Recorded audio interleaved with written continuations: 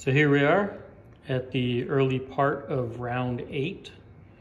The war continues.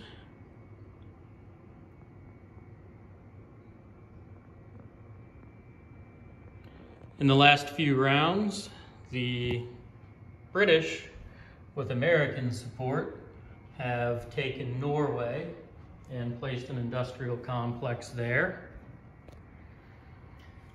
And the combined forces have moved up to Finland. The Germans made a tactical withdrawal to Leningrad, and in a move that shocked the world, the British invaded Sweden. Everybody is outraged at that, and that has caused additional factions to join the war on the side of the fascist powers. The Swedish did have a standing army, although they were no match for the British and their RAF.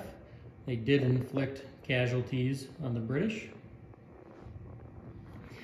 After that event, Turkey joined the war, and Italy sent advisors there enlisting 8 infantry divisions. And the Turkish fended off one attack from the British already. And in Spain, the Spanish volunteered 6 infantry divisions to the Italian cause as well, which were soon overpowered by the combined British and American forces.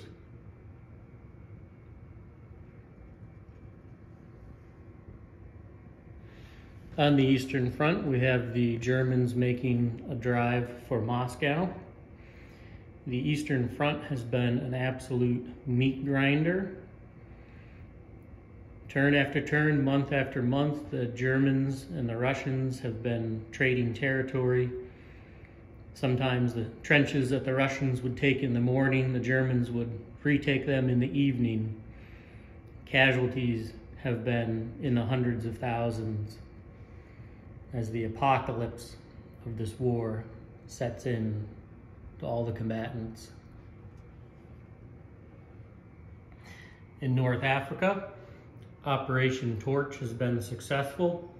The Americans and British driving out the last of the Axis powers, and the Afrika Korps, who had no way to safely get out of North Africa, died valiantly fighting the Americans.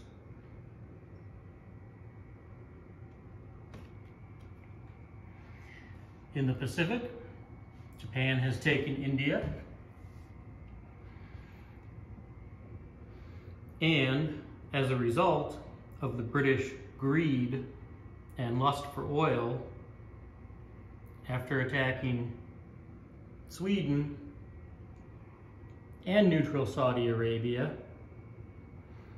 the Afghanis have volunteered 4 infantry divisions to join the Japanese side to fight off the greedy British.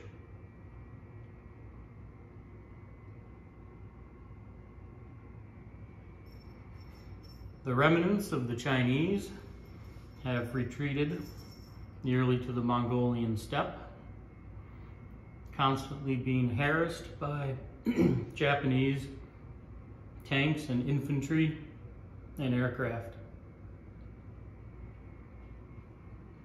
In the South Pacific,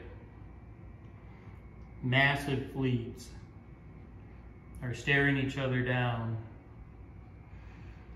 and they've been sparring for control of the very important islands in the South Pacific. Neither one has gained a decisive advantage yet, but there's been combat every turn, with neither side willing to close for a decisive engagement. But many ships have been sunk so far. And Anzac is done with their barbecue, and they started building aircraft carriers and fighters to assist the American fleet.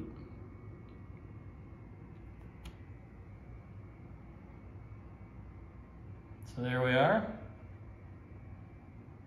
in round 8.